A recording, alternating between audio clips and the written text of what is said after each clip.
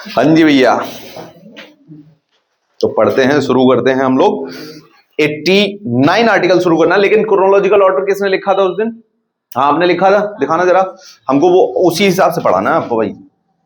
Order, हाँ order ही रहेगा, order is order. हाँ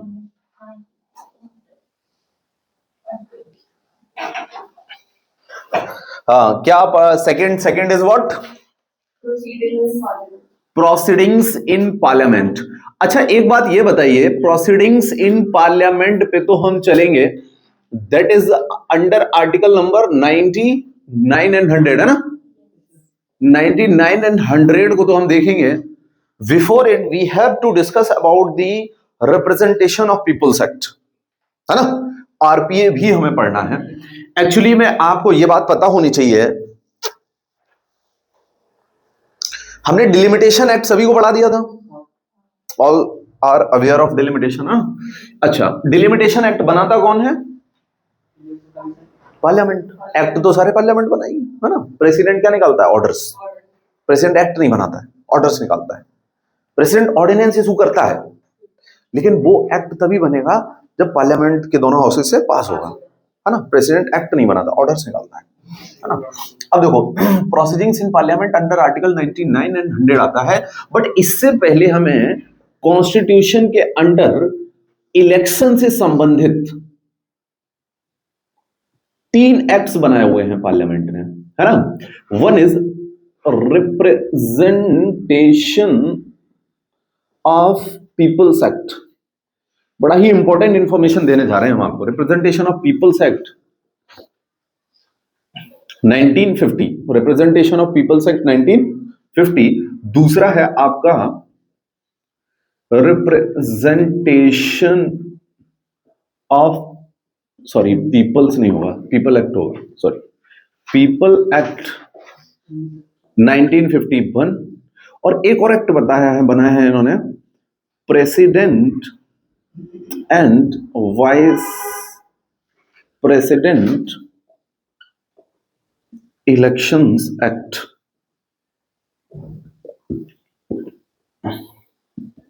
1952।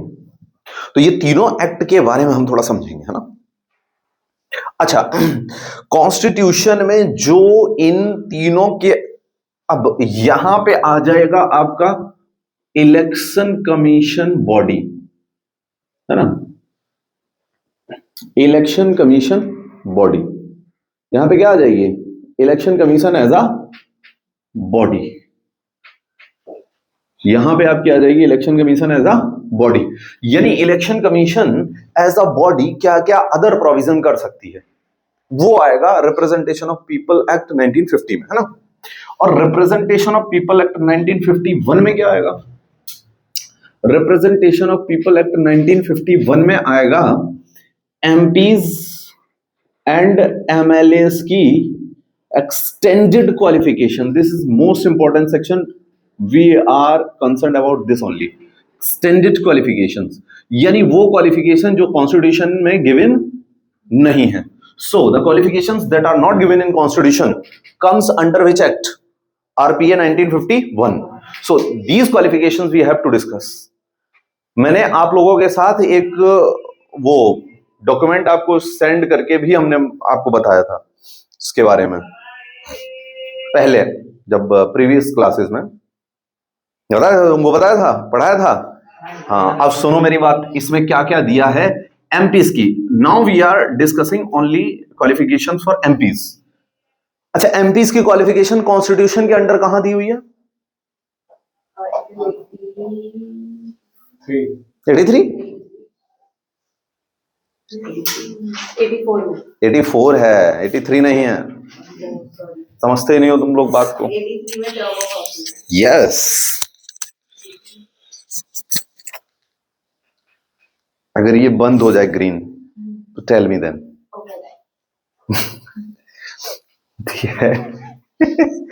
अरे एमपीज की क्वालिफिकेशन कॉन्स्टिट्यूशन के कौन से आर्टिकल में दी है? 84 में, ठीक है। कीप इन माइंड कितनी क्वालिफिकेशंस यहां पे दी थी। देखो टोटल वर्ड्स तो, लैंग्वेज तो 4 थी, लेकिन क्वालिफिकेशन राउंड ऑफ करके 3 ही थी। ठीक है, पहली क्वालिफिकेशन क्या थी? व्यक्ति को कहां का सिटीजन होना चाहिए? इंडिया का, फर्स्ट क्वालिफिकेशन।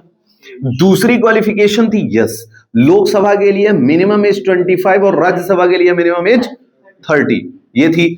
तीसरी क्वालिफिकेशन थी इसने ओथ ले रखी हो किसके सामने? Officer appointed by election commission of India, that officer is called as returning officer and this person is always DM of that constituency. समझ गए बात को? अच्छा, इसमें ओथ में ये तीन चीजें बोलता है, वो भी हमने आपको बताई थी। इसके अलावा एक चौथा पॉइंट जो था वो any qualification made by parliament, लिखा हुआ था, है ना? अब ये मेड बाय पार्लियामेंट। अब इसी पावर का यूज करते हुए जो आर्टिकल 84 में लिखी हुई थी, क्या बनाया इसने? पार्लियामेंट ने, रिप्रेजेंटेशन ऑफ पीपल एक्ट 1951। अब इसके अंडर में कौन सी क्वालिफिकेशन आती है?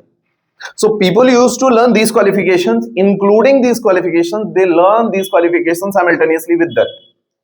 वो बाइफरगेट नहीं करते हैं और क्वेश्चन ऐसे आता है, which of the following qualifications has not given in RPA act, और फिर या कर देंगे कॉन्स्टिट्यूशन।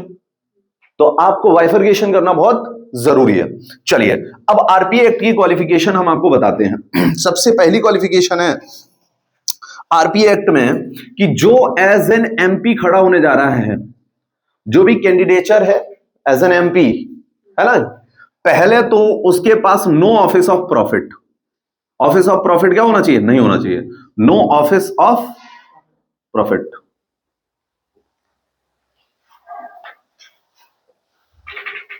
स्टार्ट है, नो ऑफिस ऑफ प्रॉफिट, ठीक है। अच्छा, office of profit, what is office of profit? Is private institution 25 office of profit is explained where? Explanation कहां है इसका? एक्सप्लेनेशन कॉन्स्टिट्यूशन में नहीं है, इसका एक्सप्लेनेशन कौन दे रखा है? Supreme court. और सुप्रीम कोर्ट ने बोला है एनी ऑफिस इन विच 25% और more than 25% shares are of central government और स्टेट गवर्नमेंट, ऐसी किसी भी ऑफिस में अगर आप कोई भी पोस्ट को एंजॉय कर रहे हो, that comes under office of profit. So even they have asked that office of profit is explained in constitution, तो आंसर होगा no, it is in the verdict of supreme court only, so keep in mind office of profit explained ही नहीं है।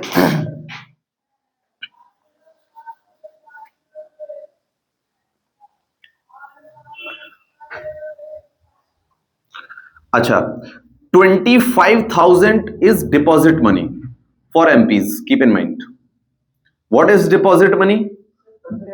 15,000 रुपए president vice president की है जमानत राशि, इसकी 25 है। और अगर SC/ST है इंसान तो आधी कर दो, 12.5, 12,500 रुपए आपको एज अ डिपॉजिट मनी कहां डिपॉजिट करनी है? This amount has been deposited in RBI.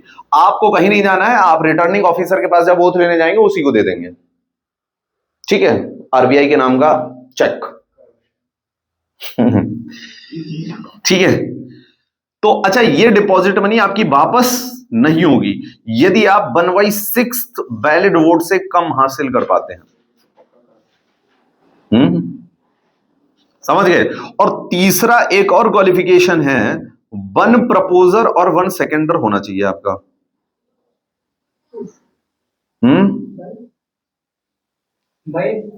बस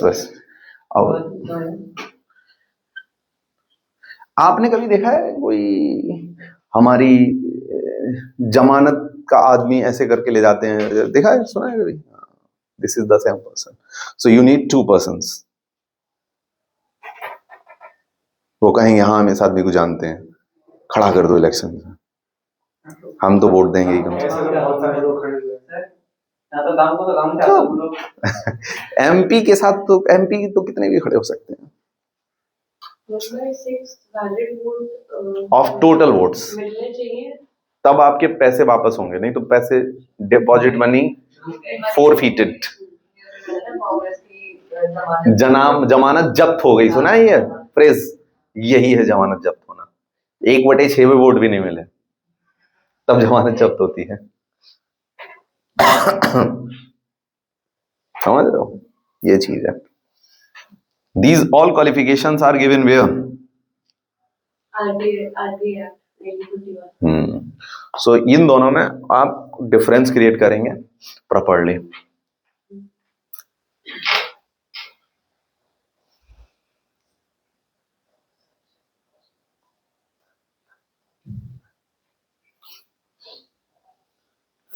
आप लोगों की हिस्ट्री क्लास थोड़ा सा ऑनलाइन लगा के देखें क्या, एंशियंट से मॉडर्न यहाँ करा देंगे, एंशियंट मेडिवल, क्योंकि मैं ले रहा हूँ तो उसी में ऐड कर देता हूँ आप लोगों को भी, but it is only in English, so देख लेना, नो प्रॉब्लम। हमको होती थोड़ी बहुत तो मैंने कर लिया, अगर लेना हो तो सही है, इसलिए इम्पोर्टेंट सेक्शन हम नहीं करा रहे हैं। थोड़ा कम ठीक है,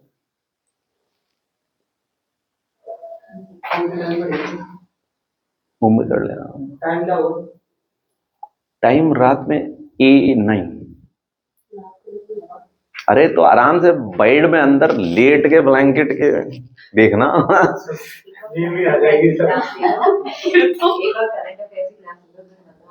हाँ हाँ, करंट अफेयर लेंगे। नहीं एफकेट तक करंट अफेयर पूरा कराना है। ये नहीं कि 30 को ले रहे हो। नहीं आप तो आए नहीं थे उस दिन।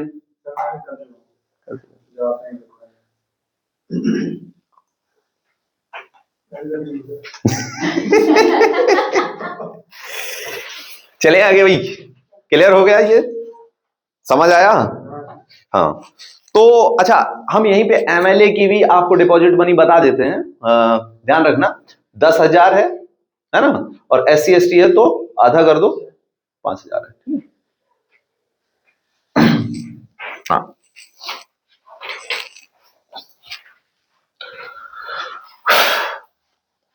थोड़ा सा आइडिया हो गया आपको, ये तीन ही एक्ट है बस। आपको अगर कोई क्वेश्चन पूछा जाए तो फिर आप थोड़ा सा फोकस करना उस पर ना। इसमें लिखा है must be registered as an elector for a parliamentary constituency. हाँ एक ओके ये राज्यसभा के लिए है सिर्फ। अच्छा, राज्यसभा का एक और पॉइंट याद रखिएगा भाई, सुनिए ध्यान से। अच्छा किसी से हो, एक ये होना चाहिए Rajya Sabha as well as Lok Sabha. पहले राज्यसभा के लिए क्या था 2003 से पहले, ये भी सिखा देता हूं मैं आपको, सुनिए ध्यान से सुनिए। आपको ये पता है राज्यसभा के वोटर्स कौन होते हैं? राज्यसभा में जो इलेक्टेड मेंबर्स होते हैं उनको वोट कौन करते हैं? Who voted, who comes under electoral college of Rajya Sabha? All MLAs। मैं सबको सिखा देता हूं, सुनिए ध्यान से, इंपॉर्टेंट। आज डिस्कशन ज्यादा है, थोड़ा सा समझिए उस बात को। अगर स्टेट में हम जाएंगे तो we have governor including Vidhan Parishad, that is legislative council, and Vidhan Sabha, that is legislative assembly. आपको पता है Lok Sabha has been filled with direct elections, है ना? After every 5 years, the Lok Sabha elections are held. Okay. While on the other hand, if we will talk about Vidhan Sabha, it is also directly elected members after every 5 years. State elections has been, okay. If we will talk about Rajya Sabha elections, these are indirect elections. In Rajya Sabha elections, who are the candidates who can file the nominations? जो भी जीते हुए हैं उसके जरूरी नहीं है। Who are the candidates who can fight in the elections of Rajya Sabha? MP qualification रखता हो और राज्यसभा के मेंबर की क्वालिफिकेशन रखता हो। अब राज्यसभा के मेंबर की क्वालिफिकेशन कहाँ दी? आर्टिकल 84 दी तो है, ये सिटीजन होना चाहिए, राज्यसभा 30 इयर्स होनी चाहिए, ओथ लेनी चाहिए, एनी क्वालिफिकेशन, ये वाली हो गई। वो हर व्यक्ति, क्या मैं खड़ा हो सकता हूं? इफ आई हैव, नहीं 20 और 20 प्रपोजर 20 सेकेंडर, कुछ ये बता रहे हो तुम? वो वाइस प्रेसिडेंट का है। एक बात मेरी समझिएगा ध्यान से, डिपॉजिट मनी समझ में आ गई आपको? प्रेसिडेंट के इलेक्शन में खड़े होने के लिए 50 प्रपोजर चाहिए, 50 सेकेंडर चाहिए। ऐसे ही वाइस प्रेसिडेंट के इलेक्शन में खड़े होने के लिए 20 प्रपोजर चाहिए और 20 ही सेकेंडर चाहिए। इसके इलेक्शन में खड़े होने के लिए एक प्रपोजर चाहिए, एक सेकेंडर चाहिए। प्रपोजर सेकेंडर मतलब क्या होता है? ये प्रपोजर सेकेंडर वो लोग होते हैं, देखो जैसे कि मान लो प्रेसिडेंट का इलेक्शन है ना? प्रेसिडेंट के इलेक्शन में वोट कौन करता है? Who comes under electoral college of president? Elected MPs और इलेक्टेड एमएलएस। हाँ भाई, लेजिस्लेटिव असेंबली के ही तो मेंबर्स होंगे, है ना? Elected MLAs and elected MPs, यही होंगे। अब इसमें से अगर आपको 100 लोग भी नहीं जानते हैं, these all combinedly are about 5200, 5200 लोग होते हैं लगभग। ये अगर पूरे इंडिया के काउंट करोगे आप तो 4400 एमएलए होते हैं, 4400 अप्रोक्सीमेटली, और 800 आपके हो जाते हैं एमपीस, है ना? अब इन 5200 में से, 5200 में से अगर 100 लोग आपको नहीं जानते हैं तो फिर आपको वोट कैसे मिलेगा? राइट? तो अब अगर हमने ये वाला क्वालिफिकेशन हटा दिया प्रेसिडेंट की क्वालिफिकेशन से,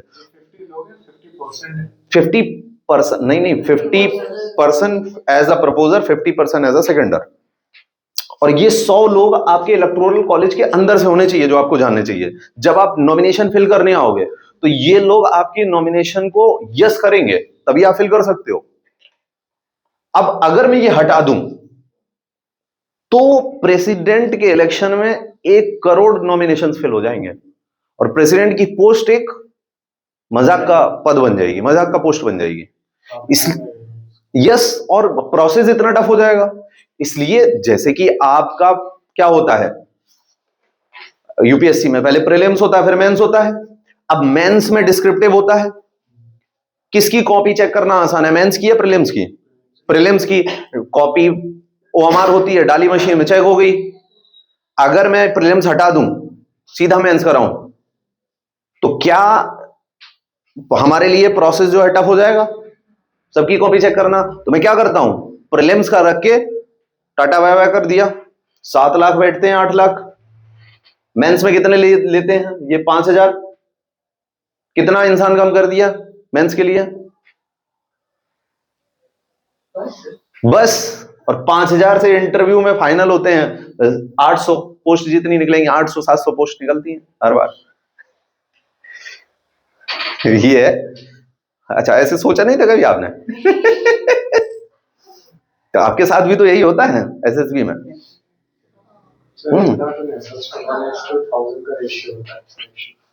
हाँ, उसमें आपकी एसएसबी में 5000 के ऊपर लिए जाते हैं बच्चे, 5-7 हजार ले लिए जाते हैं। तो आप फाइनल राउंड तो आपका भी 700 ही है, अंदर तो 700 ही जाएंगे। मेडिकल होते इतना हो जाता है सब में, एक 7 दिन, वहां पे 5 दिन है हर दिन। नहीं सर, पहले दिन और फिफ्थ डे ज्यादा होता है। फर्स्ट डे सबसे ज्यादा होता है। फर्स्ट डे तो सबसे ज्यादा होता है, 200 में से 20 ही अंदर जाते हैं। तो हर जगह तो यही हो रहा है ना? यहां अगर हमने हटा दिया तो इतने प्रेसिडेंट के नॉमिनेशंस फाइल हो जाएंगे कि इलेक्शन कराना मुश्किल पड़ जाएगा। तो उसने कहा नहीं भाई, ये प्रपोजर और सेकेंडर चाहिए हमको। वाइस प्रेसिडेंट के इलेक्शन में 20-20 चाहिए, है ना? एमपी के इलेक्शन में एक प्रपोजर, कोई भी हो सकता है ये। अच्छा, प्रपोजर सेकेंडर्स वही हो सकते हैं जो वोट कर सकते हैं, आपको वही होने चाहिए, ये कंपल्सन है। तो अगर लोकसभा को तो फिर कोई भी चला जाए जिसका वोट हो, राज्यसभा एक प्रपोजर नहीं हो सकता। नहीं, फिर से जैसे लोकसभा से खड़ा हुआ और उसको ये लोकसभा के इलेक्शन में खड़ा हुआ, लोकसभा के इलेक्शन में तो हर किसी के पास वोट होता है, वो डायरेक्ट इलेक्शन। राज्यसभा से कोई नहीं बन के आ सकते ना प्रपोजर से? क्यों नहीं? राज्यसभा का इंसान का वोट नहीं है क्या? वो उधर दूसरे हाउस में कैसे वोट करेगा? अरे नहीं, अरे कहाँ आप वोट करा रहे हो? लोकसभा के अंदर वोट करा रहे हो। लोकसभा का मेंबर बनाने के लिए, लोकसभा का मेंबर बनने के लिए इंडिया में वोट होंगे, तब लोकसभा में जाएगा ना इंसान ना। हाँ, वो आप उससे कंफ्यूज कर गए, मिला गए दोनों। राज्यसभा के होते हैं उनका तो एमएलए वोट देते हैं। हाँ हाँ, राज्यसभा में अब कंफर्म है कि एमएलए ही होगा प्रपोजर और एमएलए ही होगा सेकेंडर। एक ही नहीं था परसों। अरे तो हर चीज नई नई क्लास रखी क्यों जाती है, क्यों नई क्लास में नई चीज बताएंगे। समझे ना बात को। इसीलिए तो तुम पिछली वाली क्लास मिस, आज वाली मिस कर दिए, और तुम फिर हमसे कहते कि क्वालिफिकेशन तो हमने की थी आगे क्लास में, तो आज नई क्वालिफिकेशन आ गई। समझ गए नहीं समझे वही बात को? क्लियर है? कोई डाउट है इसमें? अब देखो मेरी बात समझो, है ना? लिख लो लिख लो। पानी ले आया संदीप। तुम्हारे लंगोटिया यार नहीं आए, क्या हो गया उनको, अब भी नहीं आए हैं? तो पेपर आएगा, अब क्या करना है? वो ऐसा ही है।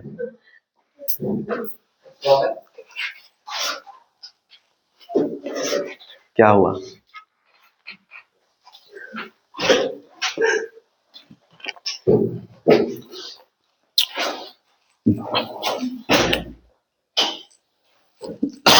चले आगे। ओके, तो हाँ मैं बात क्या कर रहा था, लोकसभा के इलेक्शन डायरेक्ट हो गए, विधानसभा के इलेक्शन डायरेक्ट हो गए, ये दोनों भर गई ऑफिस। राज्यसभा के इलेक्शन कैसे हैं? इनडायरेक्ट। राज्यसभा, जैसे मैं एक एग्जांपल देके आपको बताता हूं, राज्यसभा की यूपी में आपको पता है विधानसभा की सीट्स कितनी है? 403, 403 सबसे ज्यादा यूपी की विधानसभा की सीट है ना, विधानसभा। अच्छा, हर किसी में ज्यादा है ड्यू टू पॉपुलेशन, है ना? अब 403 सीटें हैं यूपी की विधानसभा की। अब 403, अब अच्छा यूपी की राज्यसभा की सीट्स कितनी है? 31। यानी यूपी से राज्यसभा में कितनी सीटें टू बी फिल्ड? 31। सही बात है। अब ये 31 लोग कौन है जो यूपी से जाएंगे राज्यसभा में? तो ये वो है, अब कौन है बताओ? नहीं, इसमें कोई भी 31, जैसे मान लेते हैं यूपी की राज्यसभा की सीट 10 खाली हो गई। अच्छा, एक साथ खाली नहीं होती है, आपको हमने बताया राज्यसभा की सीट 1/3, तो जरूरी नहीं एक साथ 31 खाली हो जाए, हो सकता है एक साथ 15 हो जाए, 12 हो जाए, 6 हो जाए, 5 हो जाए, 2 हो जाए। अब इनके इलेक्शन जो है अलग अलग टाइम पे होते रहते हैं, और बड़े इलेक्शन नहीं होते, बहुत छोटे होते हैं। कैसे हम बताते हैं? अब मान लेते हैं यूपी की राज्यसभा की 5 सीट खाली हो गई। कितनी? 5। अब इलेक्शन कमीशन ऑफ इंडिया की रिस्पॉन्सिबिलिटी है कि उन 5 सीटों को फिल करे। अब इन 5 सीटों पे जो वैकेटेड हैं, इन पे खड़ा कौन होगा? Who will fight on these 5 seats? Any person who have qualifications to fight will fight. Yes, Rajya Sabha की क्वालिफिकेशन होनी चाहिए। क्या होनी चाहिए? Citizen, 30 years of age, oath ली हो, any qualification made by parliament under RPA 1951। तो क्या मैं हो सकता हूं खड़ा? हो सकता है, अगर ये क्वालिफिकेशन मैं फुलफिल कर लूं। हाँ हाँ वही मतलब, बस समझ गए बात को? क्लियर है? अब अगर यहां पे मान लो 15 लोग खड़े हुए हैं,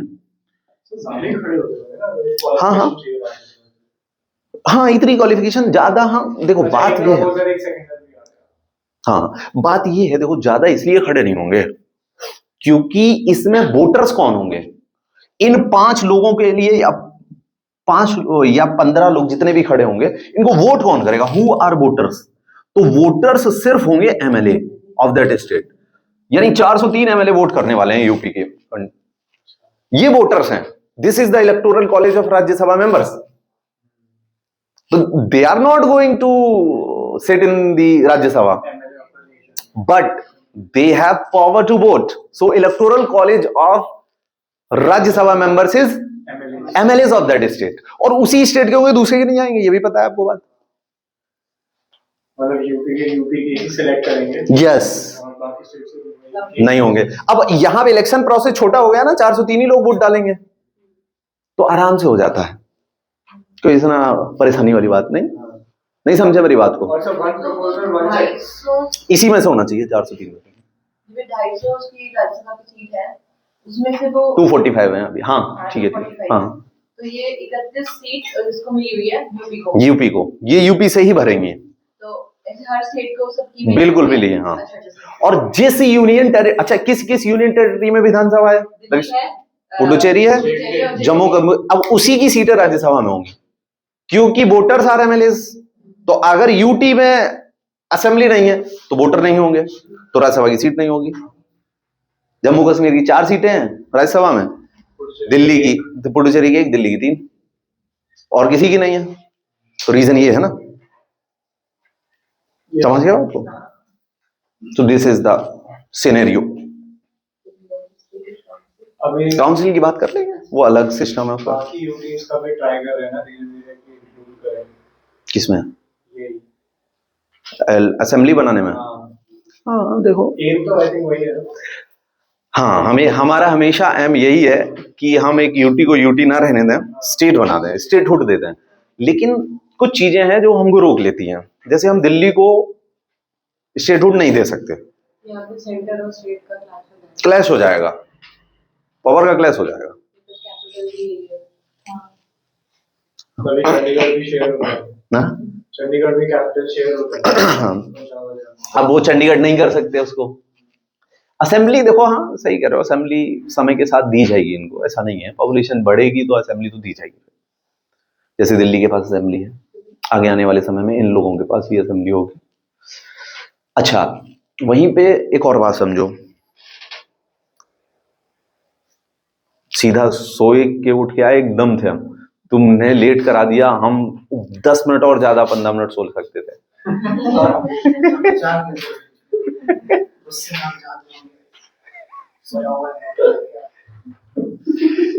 नहीं नहीं, जान तो पहले ही।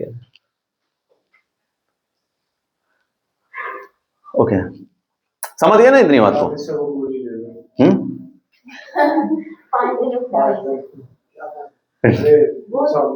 अच्छा, हाँ सर, नहीं नहीं नहीं नहीं, अपने सोचा है कि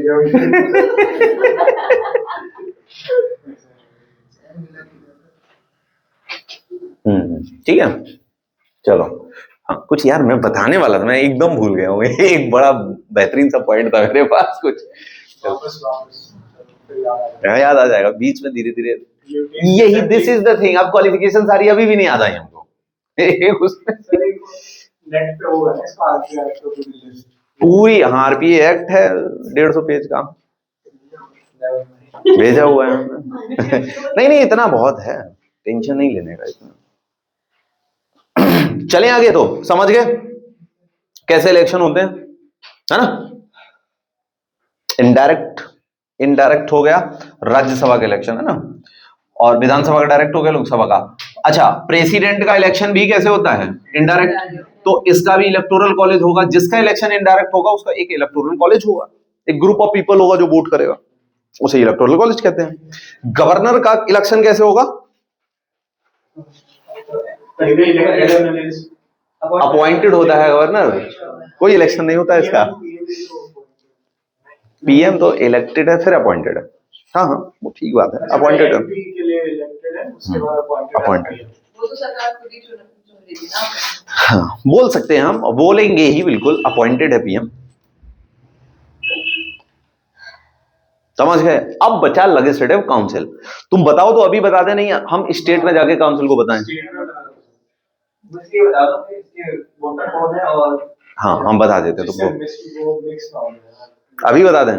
मतलब मैं कह रहा हूँ बाद में इसको अभी बोल दे दो। चलो हाँ ठीक है।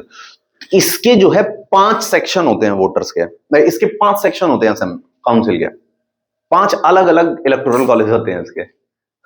डिफिकल्ट साइंस, इतना डिफिकल्ट भी नहीं है। देखो, 5 अलग ग्रुप्स होते हैं जो इसको करते हैं, आपका भरते हैं इस हाउस को। आपको पता होगा लेजिस्लेटिव काउंसिल एक कंपलसरी हाउस नहीं है, एक ऑप्शनल हाउस है। असेंबली एक कंपलसरी हाउस है फॉर ऑल स्टेट्स। है ना। तो कितनी स्टेट हैं जिसमें काउंसिल मिलेगा? सिर्फ और सिर्फ 6। यस। कौन कौन सी? यूपी, यूपी का पड़ोसी बिहार, आंध्र प्रदेश का पड़ोसी तेलंगाना, और इसके अलावा महाराष्ट्र का पड़ोसी कर्नाटका। ये 6 स्टेट हैं, इनके ही पास काउंसिल है, और किसी के पास काउंसिल नहीं है। नहीं, हम भरते नहीं हैं। मतलब ऑप्शनल हाउस है। हमारे कॉन्स्टिट्यूशन ने इनको परमिशन दे रखी है। If they want they can form, if they want they can abolish. अगर मतलब काउंसिल असेंबली दोनों है तो फिल्टरेशन ज्यादा होगा ना, जो भी उधर हाँ बिल्कुल होगा। अब वो स्टेट वाइज है, जैसे छोटा स्टेट है गोवा, उसमें जरूरत ही नहीं है। सिक्किम, महाराष्ट्र, कर्नाटका।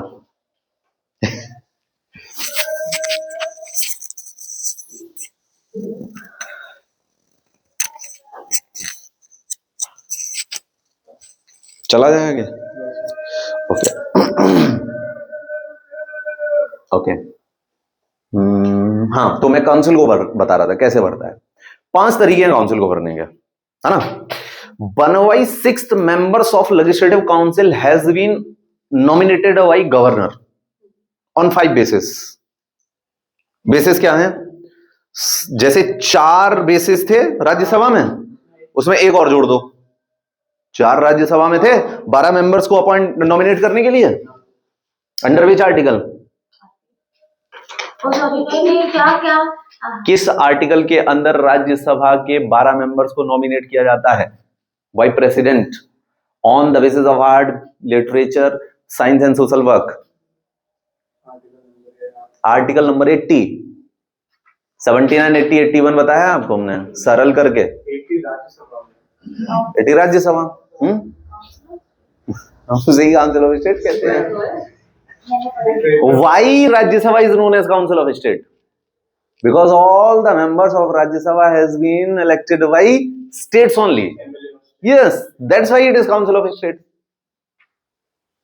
यानी हाँ, राज्यों का रिप्रेजेंटेशन ही तो है राज्यसभा में, इसलिए तो उसका नाम राज्यसभा है, इसलिए उसका नाम काउंसिल ऑफ स्टेट है, क्योंकि वही तो कर रहे हैं इसको। समझ में आई बात? नहीं आई? लोग की जगह जी की जगह किए ना, लोग सभा की जगह लोग सभा। लोक, हाँ नहीं, लोक का मतलब होता है पब्लिक, लोक निर्माण विभाग, पब्लिक वर्क्स रिपोर्ट, लोक कल्याण। लोक, लोग में एक आएगा, लोक में पूरा।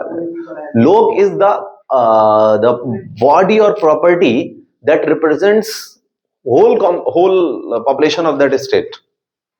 स्टेट मीन्स नेशन, तो लोक वर्ड यूज होगा वहां पे। लोकतंत्र, वही लोक, लोग नहीं होता, लोक public. Democracy, demo word represents for what? Public people. For why, from, for why from, definition given by whom? Abraham Lincoln, the most president of USA, सबसे प्रोमिनेंट प्रेसिडेंट हुए हैं। समझ गए? अब 1/6 has been nominated by whom? Governor, on the basis of 5 basis: art, literature, science, social work, plus cooperative movement. Last is cooperative movement. Cooperatives है ना हमारे यहां इंडिया में, कोऑपरेटिव मूवमेंट, हाँ, जो वर्क किया हो अगर अपने कोऑपरेटिव मूवमेंट के लिए। Cooperation is very important thing, जिससे हाँ यूनिटी आती है, जो कि अपने देश के डेवलपमेंट के लिए जरूरी है। Like Amul is a cooperative, है ना, Anand milk union limited. Cooperative bank भी देखी होंगी आपने, देखी है? शहर में देखी है, गांव में देखी है? गांव में देखी है, शहर में क्यों नहीं मिलती है? हाँ, तो कोऑपरेटिव बैंक छोटी है, मतलब आप ये कहना चाह रही हो? तो वो शहर में आ जाएगी? नहीं आएगी। Yes, they give loan on lower rate of interest, so they will give the loan for farmers, for rural peoples, SHG self help group, स्वयं सहायता समूह, सेल्फ हेल्प ग्रुप सुना है कभी? अब देखो बात सेल्फ हेल्प ग्रुप की बताते तुमको। गांधी जी को इसीलिए जो है आपका इतना प्रेवलेंट पॉलिटिकल फिगर माना जाता है क्योंकि वो कहीं ना कहीं बहुत स्टिंग्स को ढूंढते थे, सिक्स सेंस लगाते थे वो, चरखाते चलाते चलाते भी सोचते थे। अब क्या सोचते थे बताते तुमको। जैसे मान लो तुमको पापड़ का काम करना है, पापड़ है ना घर में, तो पापड़ का काम at the time of Britishers अगर आपने किया और आपका काम खराब हो गया तो आप पैसे किससे लेने जाओगे? उधारी, अंग्रेजों से। और वापस नहीं दिया तो समझते हो फिर तो परेशान कौन होगा? पीपल्स। जो स्मॉल स्मॉल वर्क करते थे जिसको कॉटेज इंडस्ट्री बोलते हैं। क्या बोलते हैं इसको? Cottage industries. कॉटेज इंडस्ट्रीज की का मतलब क्या है? गृह उद्योग, घरेलू उद्योग, घर में किए हुए काम को ही कॉटेज इंडस्ट्री बोलते हैं अंग्रेजी में, गृह उद्योग। कॉटेज इंडस्ट्री को सरवाइव करने के लिए गांधी जी ने एक कॉन्सेप्ट बनाया। तुम अंग्रेजों के पास पैसे लेने मत जाओ, तुम ऐसा करो एक ग्रुप बना लो अपना खुद का और मंथली इस ग्रुप में पैसा इकट्ठा करते रहो, सब तरफ से 10-10, 20-20 रुपए इकट्ठे करो। कितने हो गए? 150 हो गए, 200 हो गए, 150 हो गए। जब भी दिक्कत हो किसी को यूज कर लो, जो यूज करके रखेगा वो और ऐड करके रखे, उस हिसाब से उसे इंटरेस्ट देना पड़े उसका। इंटरेस्ट तुम अंग्रेजों को भी दे रहे हो, तुम इंटरेस्ट खुद को दो और यहां पे एक वॉलेट बना लो, किसी की हेल्प मत लो। Self help group, SHG, self help group बनाओ। तो सेल्फ हेल्प ग्रुप बने भारत में और आज के टाइम पे भी सेल्फ हेल्प ग्रुप काम करते हैं, एसएचजी काम करती हैं। आज तो controlled administered by RBI, under RBI आती है SHG, RBI rules and regulations बनाती है। सेल्फ हेल्प ग्रुप का रूल्स एंड रेगुलेशंस आरबीआई बनाती है। यह सेल्फ हेल्प ग्रुप का कॉन्सेप्ट निकल के आया इस तरीके से, ठीक है। तो ऐसे ही अच्छा, सेल्फ हेल्प ग्रुप्स का ही एक बड़ा भाई मान सकते हो कॉपरेटिव्स है। कॉपरेटिव्स क्या करती हैं? कॉपरेटिव्स में भी पैसा इकट्ठा होता है, बड़े लेवल पे होता है वो, एसएचजी से थोड़ा बड़ा लेवल है। और वो भी क्या करता है? कम इंटरेस्ट पे पैसा देता है नीडी को, है ना, और उससे सर्वाइवल चलता है, उससे पैसा जो है आगे काम चलता है, आपका कमाते हो पैसा। Doctor Varghese Kurien, whom is milkman of India, father of milk revolution in India, white revolution, also known as white revolution, flood, operation flood, किसी का दूसरा नाम ऑपरेशन फ्लड है। चलिए, हाँ, तो 1/6 members of legislative council has been nominated by whom? Governor, governor कर दिया। 1/3 मेंबर्स पूरा 1 लाना है ना हमको, 1/12, 1/12, 1/12। 1/4 हो जाएगा पक्का? ऐड करेंगे 12 अगर लिया हमने, 1 + 1 + 1 प्लस 4 प्लस 2, कितना को ऐड करेंगे? 1 2 3 7 to 9, 9/12 हो रहा है। तो 1/12 एक ही होगा, 2 ही होंगे ना, एक 1/6 हो जाएगा। एक सेकंड देखिए, एक ही उतना ही आएगा, उतना ही आएगा पक्का? एलसीएम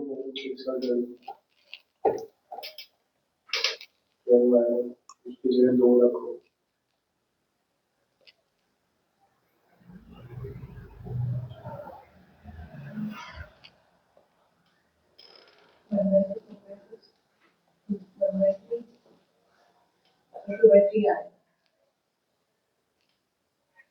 अच्छा,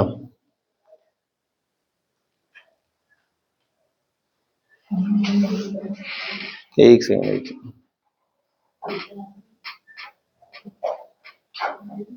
हम्म, हम्म,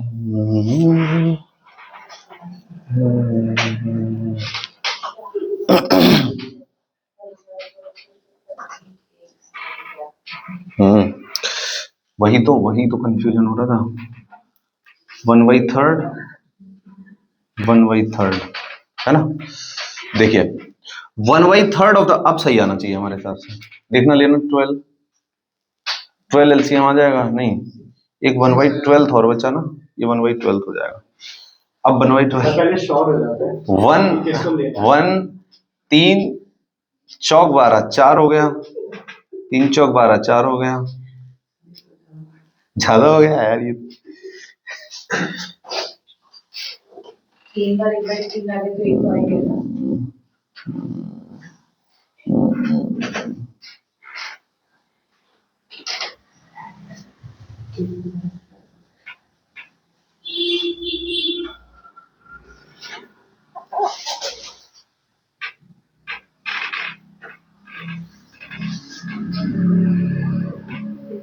अब सही है। अब सही आ रहा है। बस अब ठीक है, कुछ ज्यादा ऊपर और खुश हो गया मामला, है ना। 1/12, 1/12, 1/3, 1/3। अब देखो सुनो, 1/6 are nominated by whom? Governor. 1/6 को नॉमिनेट कौन कर रहा है? Governor. 1/3 members are elected by MLAs, only MLAs of that state. 1/3 members are elected by local bodies like municipality, panchayat, district boards, etc. 1/12 members are elected by graduates of that state. The graduation must be of 3 years. BEd वाले भी हाँ BEd वाले दे सकते हैं, हाँ, क्यों नहीं दे सकते, कोई भी दे सकता है। बट यहां पे क्या होना होता है कि आपका प्रॉपर वोट अलग से बनता है। ये वाला वोटर कार्ड नहीं चलता है, उसका वोट बनता है। हाँ 1/12 टीचर्स जिन्होंने मिनिमम, इंटरमीडिएट के टीचर्स जिन्होंने मिनिमम 3 इयर्स टीचिंग कर रखी है गवर्नमेंट में। गवर्नमेंट में यस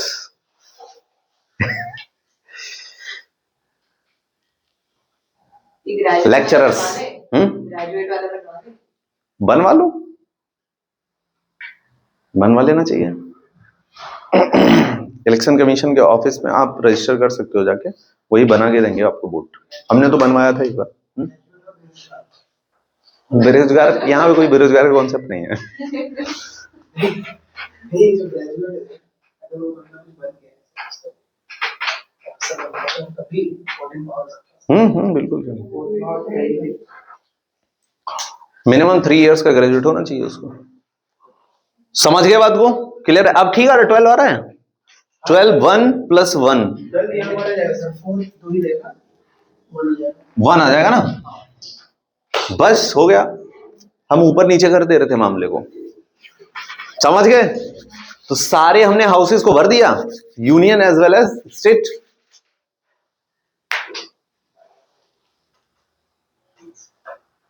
कोई डाउट है? चलो आगे चलते हैं, हम कहानी को आगे लेके चलते हैं।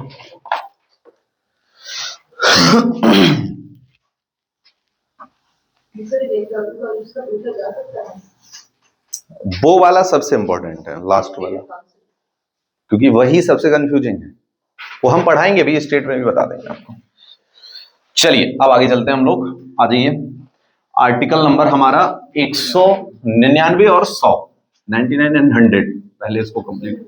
नो 99 एंड 100, 199 नहीं भैया। चलिए एक प्रॉपर इमेज दे दिया मैंने आपको। अब मैं आपको क्वेश्चन भी भेजूंगा आज।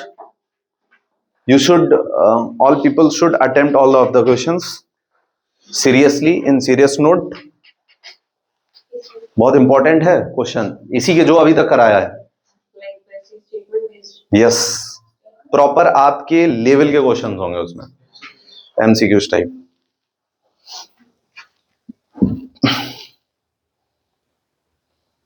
चलिए अब ये आर्टिकल हमको सीखना है कौन सा, 99, 94 सीखना है? नहीं, पहले हम सीखेंगे कौन कौन से, 99 एंड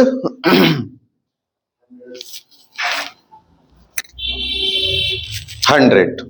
ठीक है, 99 की बात अगर हम करेंगे, बड़ा ही सिंपल आर्टिकल है 99। 99 बोलता है कि हर एक मेंबर को क्या लेनी पड़ेगी, ओथ, इन फ्रंट ऑफ हुम,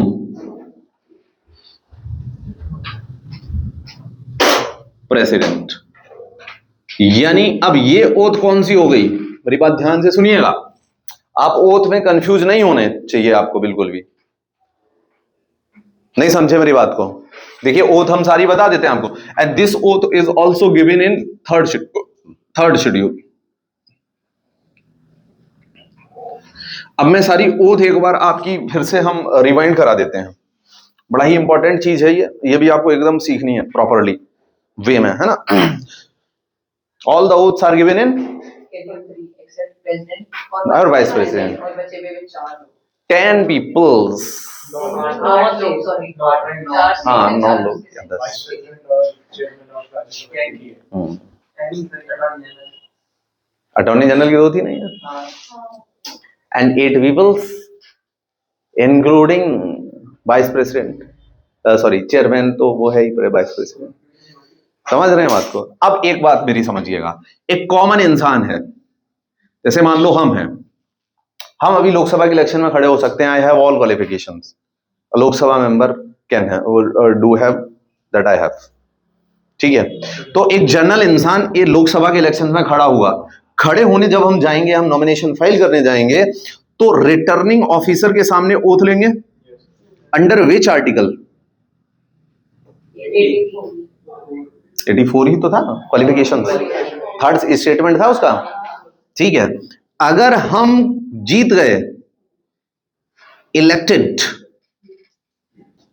विन, है ना, तो अब लोकसभा का मेंबर बनेंगे, तो लोकसभा के हाउस में एंटर करेंगे, तो अब हम ओथ लेंगे in front of president, but the person has been appointed by president to take oath is speaker, that is pro tem speaker, PS, उस दिन बताया था हमने आपको, समझाया था।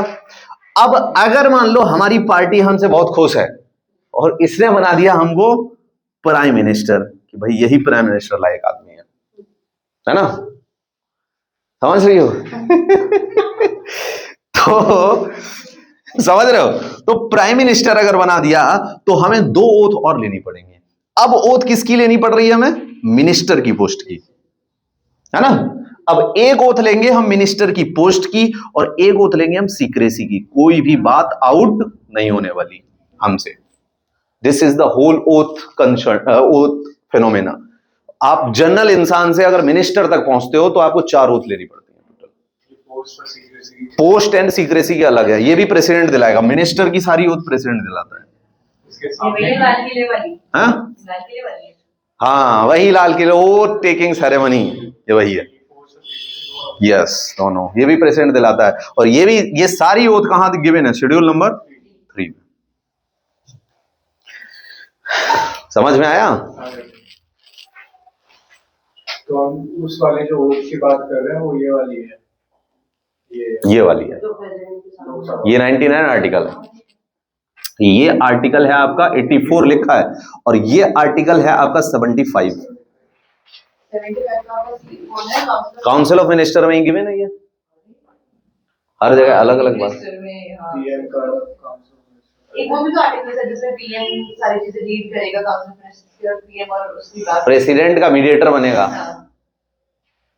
कौन तो है, खोलो, कौन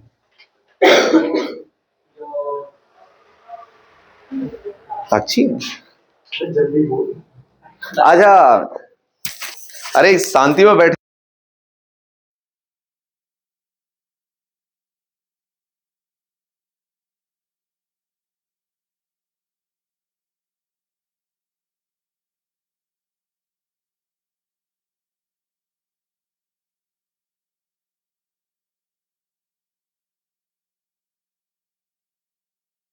99 हो गया, समझ गए? ओथ की कहानी जरूरी कहानी है ये।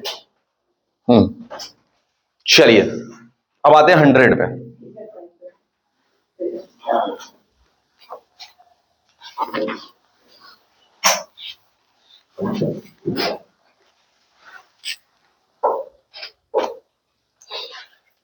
है ना, 100 में आपको बहुत सारी अलग अलग चीजें दी हैं। सबसे पहली चीज दी है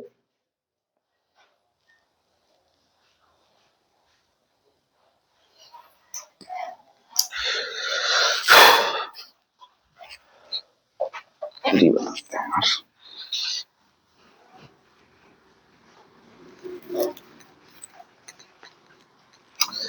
हर आर्टिकल के हिसाब से पढ़ना थोड़ा सा जरूरी इसलिए है क्योंकि कभी कभी ये लोग ना मजे ले लेते हैं आर्टिकल पूछ के। ठीक है, चलिए तो यस, आर्टिकल 100 की अगर हम बात करेंगे तो इसमें बहुत सारी चीजें दी गई हैं। पहली तो कोई भी प्रश्न अगर राइज होगा, एनी क्वेश्चन, वो क्वेश्चन वोटिंग से ही डिसाइड होगा। किसमें? हाउसेज ऑफ पार्लियामेंट में। क्वेश्चन आर में थोड़ी ना, कोई भी चीज, एनी मैटर लिख देते हैं फिर क्वेश्चन की जगह। Any matter in parliament should be decided through voting. Discussion होगी या नहीं होगी, अगर कोई भी क्वेश्चन राइज होता है पार्लियामेंट के अंदर तो उस पे जो फाइनल डिसीजन निकलेगा वोटिंग थ्रू निकलेगा। समझ रहे हैं? इसके अलावा यहां पे एक बात याद रखेंगे, वोट होते हैं दो तरीके के। एक होता है फर्स्ट वोट और एक होता है आपका कास्टिंग वोट। Yes, correct. एक होता है फर्स्ट वोट, एक होता है कास्टिंग वोट। अब इसको हम बता देते हैं, आपको डिफाइन कर देते हैं। जैसे ये मान लीजिए एक विल है, ठीक है, ये विल आपका प्रेजेंट हुआ लोकसभा के अंदर। कहां प्रेजेंट हुआ? लोकसभा के अंदर।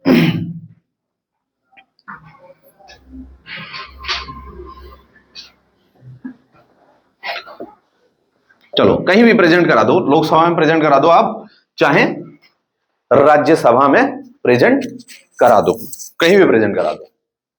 बोलो। हाँ, मनी विल, वो तो ठीक है, चलो हमने ऑर्डिनरी विल की कहानी बता रहा हूं मैं आपको। ठीक है, कहीं भी प्रेजेंट करा दो आप। ठीक है, अब यहां पे जो वोटिंग होगी, मान लीजिए अगर लोकसभा में उस समय पे 300 लोग बैठे हुए हैं, 300, तो अगर ये वोटिंग हो गई 50 फॉर में एंड 50 अगेंस्ट में, 50 फॉर में हो गई और 50 कहां हो गई? अगेंस्ट में हो गई। सॉरी, 150 अगेंस्ट में, 150 फॉर में, डेडलॉक हो गया। लेकिन इसको डेडलॉक नहीं बोलते हैं, दो हाउस के बीच का डेडलॉक होता है हमेशा। तो ये क्या हुआ फिर? ये आपका बिल जो है इक्विलिब्रियम में आ गया। अब ये पास हो या फेल हो, ये डिसाइड करेगा हाँ हाउस का कौन? हाउस का ऑफिसर, स्पीकर और चेयरमैन। स्पीकर या चेयरमैन जिसके लिए दे देगा वोट वही हो जाएगा। फॉर में दे देगा तो फॉर हो जाएगा, अगेंस्ट में दे देगा तो गिर जाएगा बिल। और जो ये वोट होता है जो स्पीकर या चेयरमैन करता है, it is known as casting vote. अब आपको एक क्वेश्चन का आंसर देना है, फंसा देते हैं आपको, चलो फंसा दिया जाए। चलो ये बताना है आपको कि ऐसा कौन सा व्यक्ति है पार्लियामेंट के अंदर जिसके पास कास्टिंग वोट की तो पावर है लेकिन फर्स्ट वोट की पावर नहीं है। A person have power of casting vote but not speaker. अगर स्पीकर को हटाने का रेजोल्यूशन आ गया तो वो स्पीकर नहीं रहेगा, तो वो कहां बैठेगा? नीचे। हाँ हाँ हाँ, क्यों? वो वाइस प्रेसिडेंट है तो वो मेंबर नहीं है। यस, अब देखो सुनो, करेक्ट, यही आंसर है इसका। अब सुनो मेरी बात ध्यान से, स्पीकर को हटाने का रेजोल्यूशन आ गया तो स्पीकर उस समय पे ऑफिसर नहीं बन सकता। अब स्पीकर बैठेगा नीचे और प्रिसाइड कौन करेगा हाउस को? Deputy speaker. अब स्पीकर इस केस में फर्स्ट वोट देगा, कास्टिंग नहीं देगा। अब कास्टिंग वोट कौन करेगा? Deputy speaker. लेकिन अगर चेयरमैन की कहानी हो गई, ऐसे चेयरमैन को हटाने का आ गया, तो चेयरमैन यानी वो तो वाइस प्रेसिडेंट है, उसको हाउस का मेंबर नहीं है, तो वो हाउस में बैठ के वोट नहीं कर सकता फिर।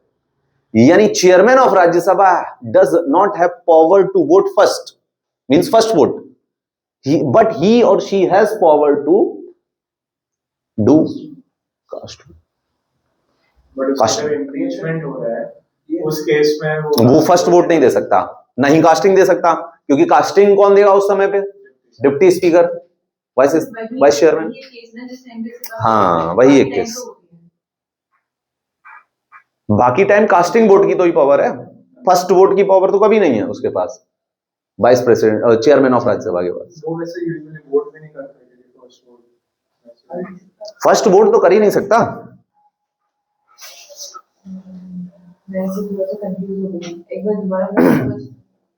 देखो, लोकसभा के अंदर स्पीकर होता है और डिप्टी स्पीकर होता है और मेंबर्स होते हैं। मेंबर्स जो होते हैं, मेंबर्स जो होते हैं, ये मेंबर्स जो होते हैं वो हर बिल पे फर्स्ट वोट करते हैं, है ना? वोट करेंगे फॉर में या अगेंस्ट में, यही तो करेंगे, फर्स्ट वोट करेंगे। अगर उस बिल पे फॉर और अगेंस्ट के वोट इक्वल हो गए तो अब डिसाइडिंग वोट कौन करेगा?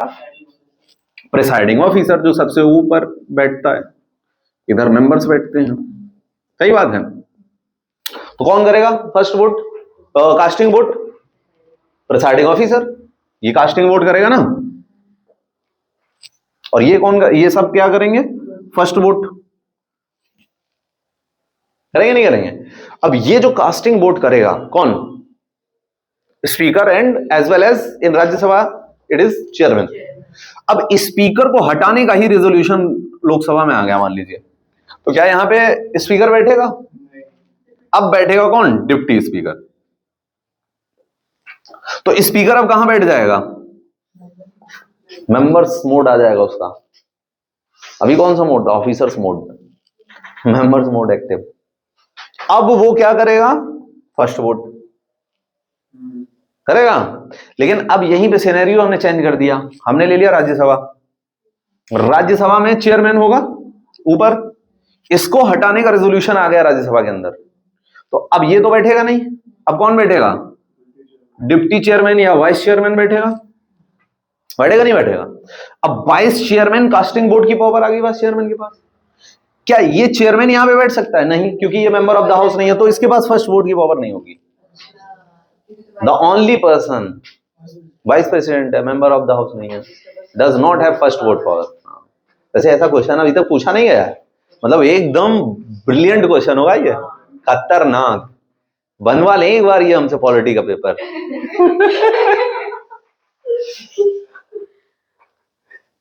हिला डालेंगे। पास होने के चांसेस बढ़ जाएंगे फिर।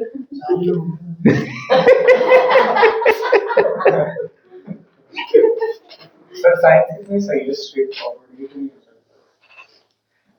ये तो बात है, तभी तो साइंस के भरोसे बहुत सारी एकेडमी वो दे देती हैं। आपको पता है ज्योग्राफी को कितनी लेट को मिला था एज अ सब्जेक्ट रिकॉग्निशन? बहुत लेट। लेकिन सर ज्योग्राफी ऐसा सब्जेक्ट है जिसमें बहुत सारी ब्रांचेस हैं,